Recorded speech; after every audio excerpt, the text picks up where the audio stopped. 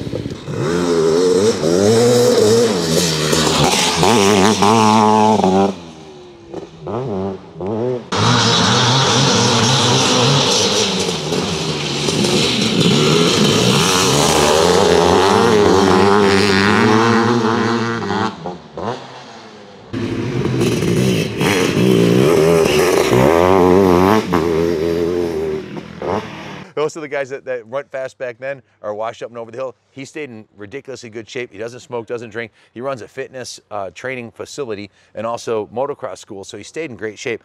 Tell us, what were your best finishes on the Kawasaki 500, this bike right here? Oh, the Kawi, yeah. So that was my first year. So 88, 89, I did some nationals. I don't honestly know what my best finish in a national was on the Kawi, but I won some winter AMs, you know, in Florida. Back then, the winter AMs were a big deal because there was either you went to Florida or you went to California. There was nothing in between. There was no facilities or anything like that. If you were racing in the winter, you were in one of those two places. And so the winter AMs were huge. You'd get guys like Keller, JoJo, and Bob Hanna, and guys like that, and Guy Cooper down in Florida, and stacked classes. Yeah, Tishner, and just I mean, the everybody. Best of the best. Yeah. The guys that were winning nationals. And they were 30 minute you won a moto on a KX500 down there against those guys. What year was that? That was 89. On yeah. a KX. Yeah, I won it. Is this an 89 KX?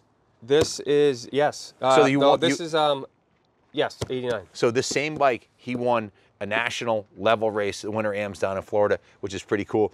And you also, later on a KTM in the AMA Nationals, you also had some top finishes there. What was your best finish in the 500 class? Yeah, I think best finish in the 500 was like a 5th. I don't remember where, but yeah, had some up and downs. I always liked the big bikes. It's just, you know, I didn't have the finishes that I should have, I think, but... you top 5'd a bunch of races. Yeah, on the 500s. Yeah. Hey guys, this is another statistic, correct me if I'm wrong, that I have to bring up because he's too humble. He's been qualifying for nationals. When was your first year you qualified, and when was the last year you qualified? So, well, 88 was the first year, but then I stopped in 04, early on. 88, 98, 2000, so that's 16 years. Yeah, so I went to Canada for 3 years after that. I didn't ride any U.S. nationals in 05, 6, You're doing or Canadian 7. nationals. I was doing Canadian stuff. Okay, yeah. so I'm going to include those in it. How many years of Canadian nationals?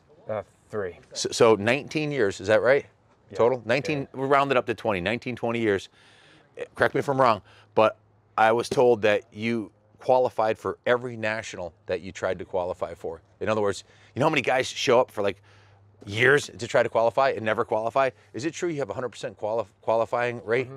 Yeah, So, I can't remember one that I didn't qualify for. every time this guy lined up for a national, he qualified. That's why I wish we could get him Hey, maybe Unadilla are one of the ones that you're not running the race. There'd be no problem getting you some sponsorship for that. That's what it takes. I'm sure Cowie would back you. You know, it'd be really cool if you rode this 500 at Loretta's. Yeah. You know how many heads that would turn? I'm pretty Ryan sure he did it last year on like an 86 CR250. or 7. Yeah, he was flying. He got a third behind or fourth or something like that. He did great. Unfortunately, he hurt himself on a 79 CR2 Red Rocket later in the year. But that's cool. So this guy's been sending it on these since the 80s and still sending it. What was the first year you started riding here at Southwick? 1977. 1977? Yeah. How old were you? 6. 6? What were you riding? MR50. Oh, no shit. Yeah. Did you ever fix up the one they bought from us? Started it. Okay. Yeah, haven't I got finished 2 more coming in. Maybe we'll get a finished one. Yeah. Yeah. You know, they don't make bikes like that anymore. No, they don't. Those things are so cool. We were talking about that the other day here.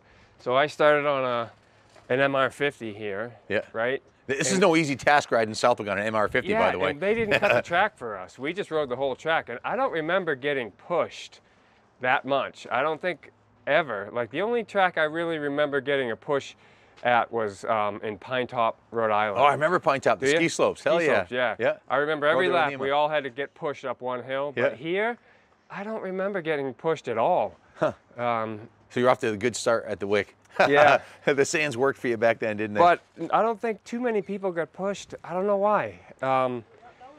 I feel like nowadays it's tougher. I don't know what it is. Maybe, you know, I don't know, we had fat tires. Maybe that made a difference. Maybe the dirt has changed a little bit over the years, possibly. Yeah, something. So you started out on an MR50. What was your next bike after that? Like the next step up, like a YZ, I guess it was a YZ80. I thought you were on a KX. Were you ever on a KX65, or was that before? Never. So no, they didn't have KX65s back when did then. you make the switch to Cowie? Because I know you were Team Green for a long time. Yeah, not until I was older. 84 or 5 is when I started with Team Green. What were you riding then? Were you on a 125? 125, yep, on 84 and 85. So how old were you in 84 when you got the Team Green ride? 13. 13. Yeah. You were an expert at 13 years old. Am I correct? 15. 15. Okay. Yeah. 15 years old, I turned expert and was getting no sandbagging for letters for you. You were going right with the fast guys, huh? Yeah. But I got demoralized. I remember turning expert in NESC. And riding against the top pro riders in the country. JoJo and Waddington and all those guys and Rudnicki, and just getting my ass kicked. Yeah. Getting lapped at 15 years old, and you know, not even in the same ballpark. But then the next year, I was 16 and riding a 500. I won my first NESC race at 16 on a 500. In the expert class? In the expert class. So you went from basically the 125 to the 500 at 16 years old? So you were a big kid. You were the same size you are now when you're 16 years old, right? Yeah, I was bigger. Yep. So I rode 125s and 250s in 86. And then 87, I rode all three, 125, 250, 500. So you're doing 6 motos? 6 20-minute motos? No, because back then they had,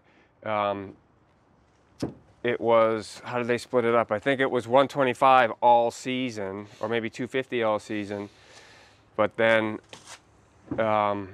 half the season was 500. I don't know. I can't remember how it went, but like NESC had spring and fall, right? And I think it was 125, 250 in the spring, and then 125, 500 in the fall, or something like that. So 4 motos every day. 4, yeah. And you went from getting lapped the year before to winning a race on a 500 or a championship? Just a race. You beat JoJo and all those guys at 16 years old on a 500. On a 500, yeah. I don't know if JoJo was there that day. But no matter what, it was a stacked class, because back then there was always a full gate of experts, man. Yeah. And just to stay on the lead lap with those guys, 10 to 20 guys would qualify for the national every year in that era. I mean, it was stacked. You had some real fast guys. Yeah, there was, and it's just like it is now. It's not much different, right? You had your superstars like JoJo and Steve Burdett and guys like that were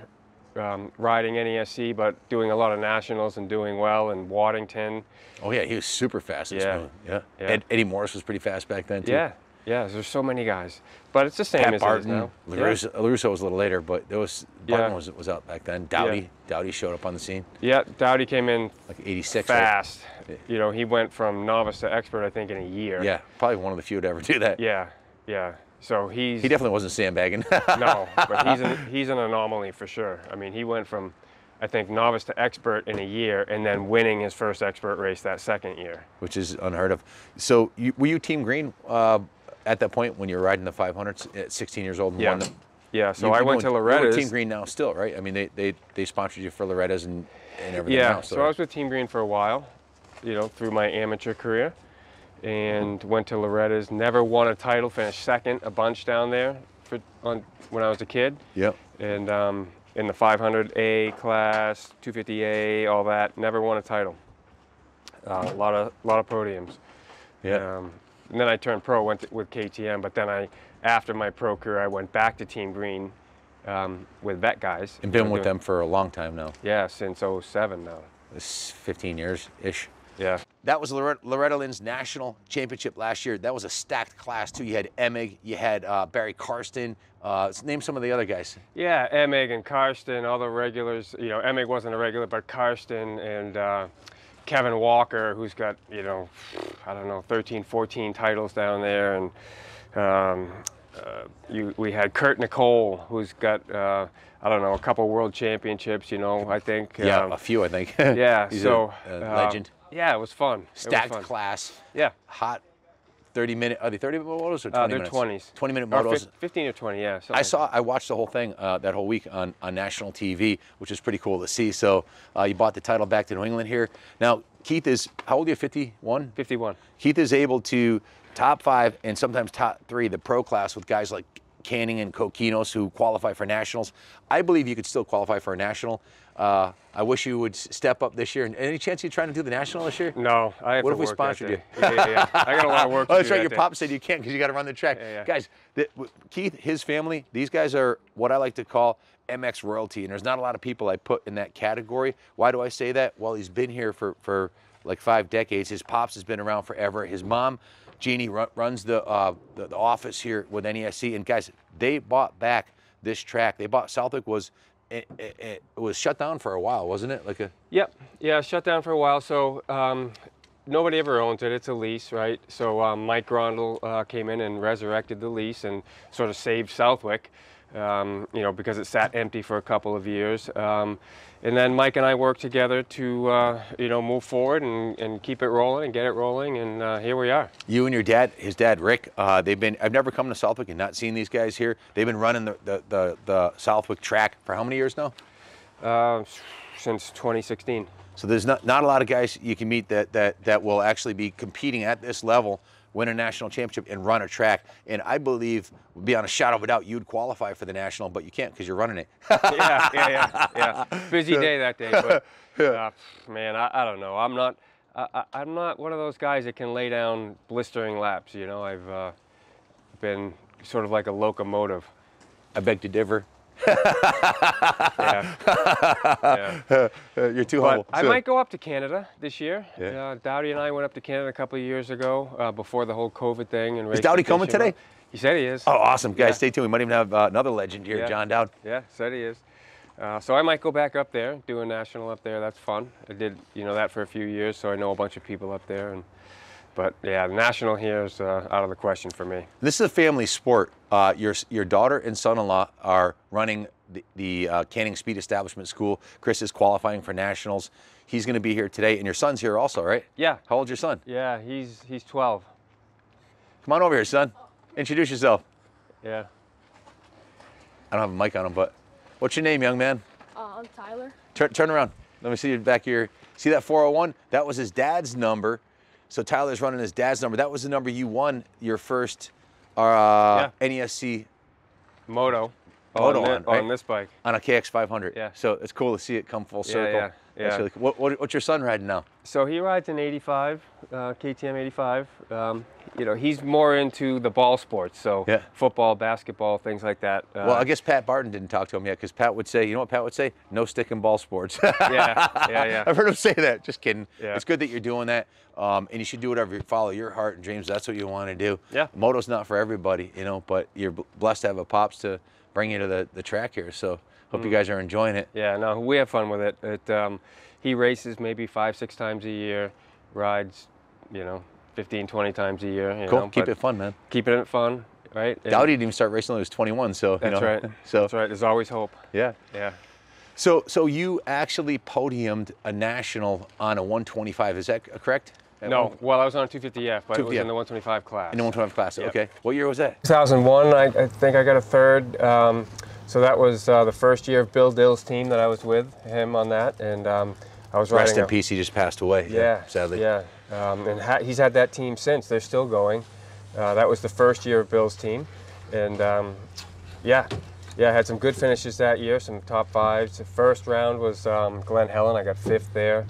And that was one of the first, I think the first year of the YZ250F. So I was on that, and then you had a lot of guys still on 125s, you know, like Langston and Brown and Pastrana. All those guys are still on 125s. One last interesting statistic, accomplishment of Keith is, I believe you've won 11 New England Sports Committee Pro Class championships. Is that correct? Not vet Sounds class, about but right. pro class. Yeah, I don't know the exact number. He lost count. Yeah. He dropped off. You might have seen a video a few months ago. They dropped off a truckload of trophies, hundreds of trophies, because he didn't have room for them. They're going to throw them out. I was like, hell no, don't throw them out. So we have a massive collection of his trophies at the museum, and 11 championships, one in Winter Am National in the pro class, podiumed in the pro class, qualified for every national he's ever entered, and still could at 51 years old. Hats off. It's been a pleasure watching you all these years ride as a fan and spectator. It's been awesome, and thanks for sending it on the 500 Yeah, today. man. Wish Thanks you for the coming. best of luck. Yeah. Hey, if you want to learn how to go fast, he has a training school here every Wednesday. Just show up. Actually, you got to sign up first, right? Yeah. You can sign up either with Chris Canning or myself. Yeah. Canning Speed Establishment, and do you have a website that they can go to? Not a website for the school, but they can email me at kj@thewick338.com. kj@thewick338.com. Check it out every Wednesday. Come here, learn how to go fast by a guy who's been sending it here for 4 decades. Thanks for watching, and God bless America.